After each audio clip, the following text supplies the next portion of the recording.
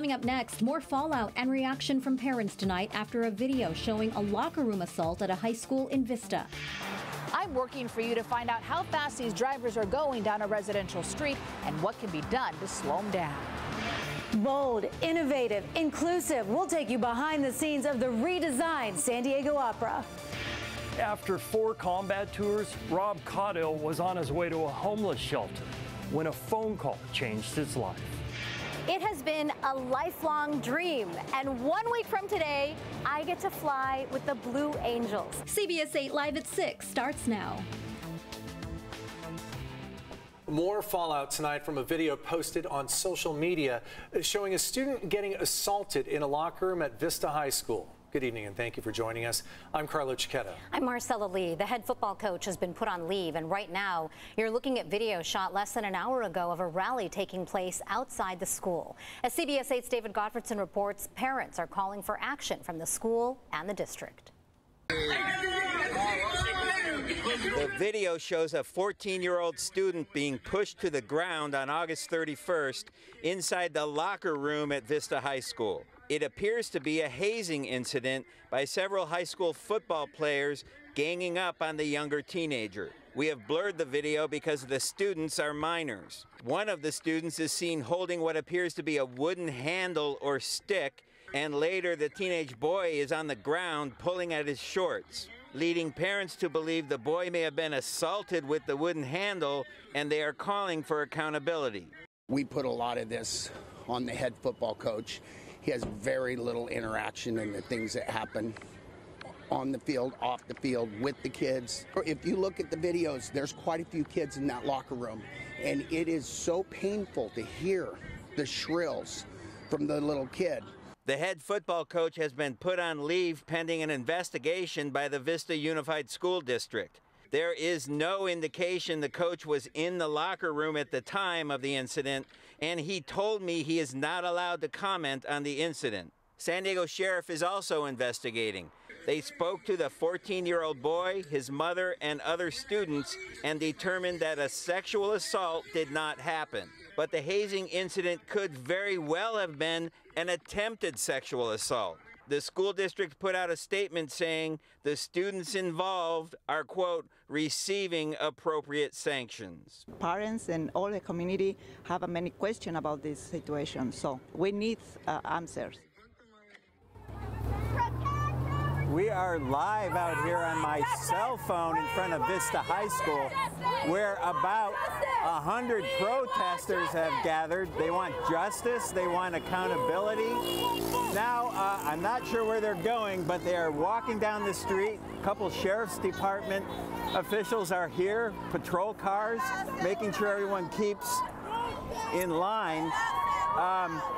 Now, as you can imagine, that video has gone viral on social media. I spoke to an attorney representing the family of one of those football players allegedly involved in that incident. The attorney told me the family has received death threats. Their home address has been posted on social media, and for their own safety, they're now going to have to move out of their house. Back to you in the studio. Yeah. David, do we expect any criminal charges to be filed in this case? How far along are we? We want justice! We want justice! Way too soon to tell yet on criminal charges. The sheriff's department is investigating this case still.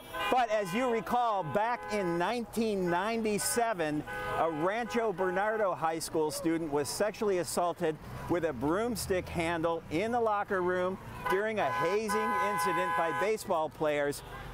Those baseball players, 3 of them had to serve time in juvenile hall, and the district, Poway School District in that case, had to pay out more than $600,000 to settle a lawsuit brought by the parents.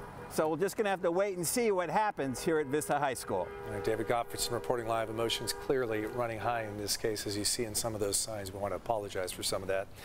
Meantime, tonight, a man accused of a deadly shooting spree in the Gaslamp corridor has been found guilty of murder and attempted murder. Prosecutors say Travis Sereste killed one person and wounded 4 others in a shooting spree outside the Pendray Hotel and later on 5th Avenue. He faces the possibility of life in prison when he is sentenced in January. Cars zipping right through a residential neighborhood in Pacific Beach have people who live there revved up. Families say they've complained to the city and police, but cars continue to speed past the posted 25-mile-an-hour speed limit sign on Turquoise Street, and that's right near an elementary school. Tonight, we're working for you. CBS 8's Abby Alford pays a visit to the neighborhood to see what can be done about the dangerous driving. We brought our speed gun out just to see how fast these drivers are going and what can be done to slow them down. Cars speeding past the posted 25-mile-per-hour speed limit sign on Turquoise Street between Cardino, Faneuil, and Doss Street in Pacific Beach. Neighbors say they've had enough. It feels like the La Jolla Freeway on-ramp to 5 North. Teresa Panish says her dog Kip was hit and killed by a car, and recently she had a close call. And a guy actually swerved at me while I was just trying to put my trash out in a big white truck. So I felt like my life was like endangered. Her neighbor Ginger Martin's dog was also killed, and she had another dog hit by a car and survived. She and her family and neighbors now walk together across the street to PB Elementary. One of my sons was almost hit by a driver going to school in the morning. Teresa showed us emails to Councilmember Campbell's office about a 2015 study done by the city that found 85% of drivers were going 35 miles per hour in front of her home on Turquoise. They're literally racing on our street, and we're powerless to get enforcement. We got on the phone with San Diego police. What kind of enforcement, if there was any? The captain at Northern Division says despite being strapped for resources, they are aware of the complaints and have deployed overtime detail dedicated to enforcement on Turquoise and report 6 accidents in the last year. Well, there's a lot of car accidents in this intersection over here, like a lot of car accidents. We reached out to the city, who says when the study was done in 2015, engineers recommended VCOM signs like you see up on the hill on Turquoise. They're the ones that warn you about your speed, but say nearby neighbors rejected it, so they installed edge lines as a calming measure. See people just speed right through them. I mean, maybe it brings awareness, but it certainly hasn't slowed the traffic down to the 25-mile-an-hour limit that it is. The neighbors we spoke to say that they want more to slow down these cars. Speed bumps, roundabouts, a stop sign. Campbell's office says roundabouts are not recommended and referred them to police and closed the case. The city says since it's been 7 years since the VCOM signs were rejected, they can revisit the issue if neighbors file a request on the Get It Done app. I mean, we love our neighborhood and we want it to be safe, and right now it just doesn't feel like it is. Until cars slow down, we will continue to work for you to find out what type of traffic calming measures can be installed here on Turquoise Street. Working for you, I'm Abby Alford, CBS 8. And don't forget, here at CBS 8, we're working for you. If there's a story you'd like us to look into, email us at workingforyou@cbs8.com.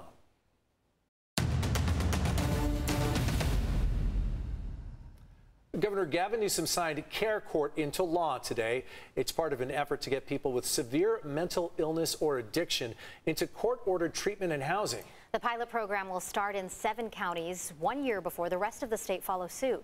And San Diego volunteered to be one of the first. Our political reporter Morgan Reiner has more on what the program will involve. Morgan? The governor's office worked with counties in order to address their concerns before he signed this bill. But now the ACLU is threatening legal challenges, saying that this program is coercive and it reinstates institutional racism.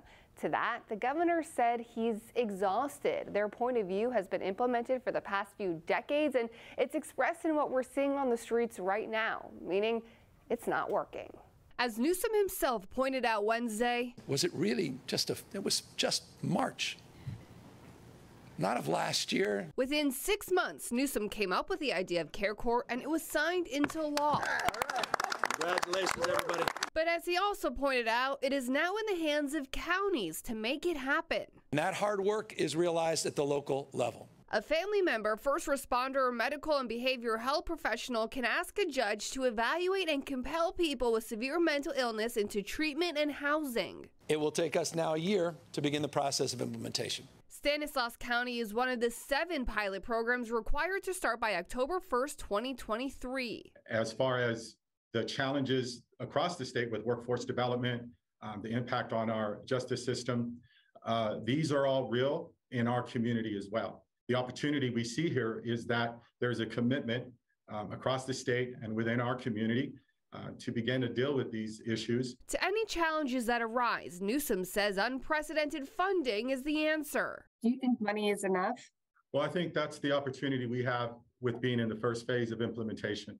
It's a smaller group of counties that are going to be able to implement this and be very clear about what are those not only system level barriers and challenges that we need to overcome, but what is the real cost and what is the real fiscal resources that we need. There are still a handful of little questions too, like which judges will be a part of care court. If an unhoused person is required to show up to court, how will they get there?